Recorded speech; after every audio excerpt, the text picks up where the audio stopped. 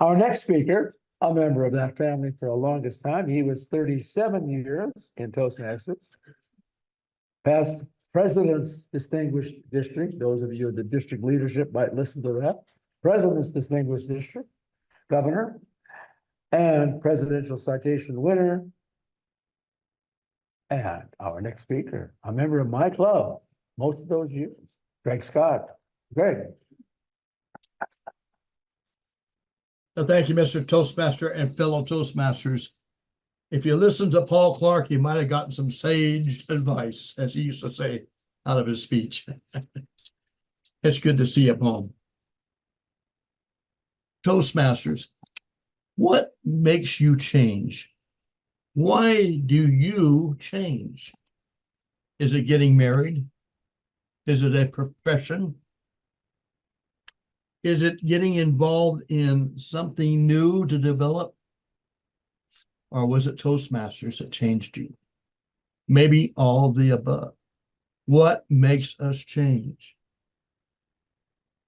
When I was first a Toastmaster at the Riverside Breakfast Club on March 1st, 1987, there was a lot in there. I had many mentors that cared about me, like anybody would in any club, that made changes. Alan Powell, Bob LaHan, to mention a few, were people that affected my life and made changes.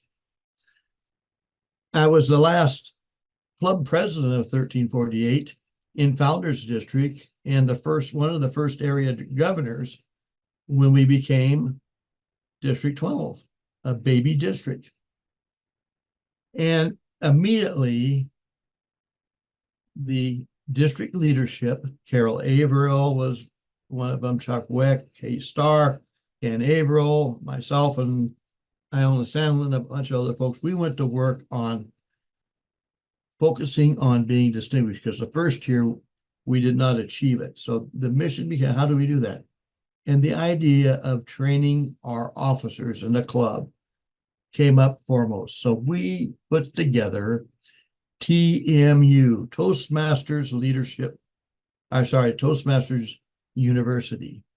And we conducted that. We got club officers to meet, travel in. We started working on that. And then World Headquarters came over and said, well, you can't be a university. You don't give certificates. So they took all that work we put together for the last 2 years back and came up with TLI. Here we are, a young district, and we've already made a change in Toastmasters. TLI, one of the biggest events, one of the arenas and labs that we teach all of our officers leadership. Now, back when I was a club officer and even a district director or governor, communication was 90% of what we talked about. There wasn't anything such as leadership. It was just something you did as part of your growing path. It's something that we stepped up and did. We didn't say, well, I'm too busy. We did it because we saw the need to build the district or where we're working on. And so when I decided to be, when I was elected district governor, my theme was a leadership, yours to discover. I felt it was time to start getting our folks to understand that leadership is also a learning opportunity, just like our old path, our old legacy program, learning opportunities. And I think it took off a little bit. We worked very hard. The other thing that changes in Toastmasters is that I have had the pleasure of starting well over 12 clubs and rescuing over 25 clubs. That exposes me to a lot of different challenges, a lot of different people, and a lot of different results. And it develops yourself as somebody that can work with people, try to pull them together, to focus where their goals are, and recognize them for their good work. For recognition truly equals motivation. And that's something that made a change in my life. Now, in 93, 94 at our district conference, International President Neil R. Wilkinson came, and his theme that year, which they don't do anymore, was people building people. That really sunk home with me. People building people. How much more positive can we make a change in our thinking, our actions, and working with other people. Isn't that what we do in the clubs? Isn't that what we do all over? So what changes us? I think Toastmasters has a big part in it.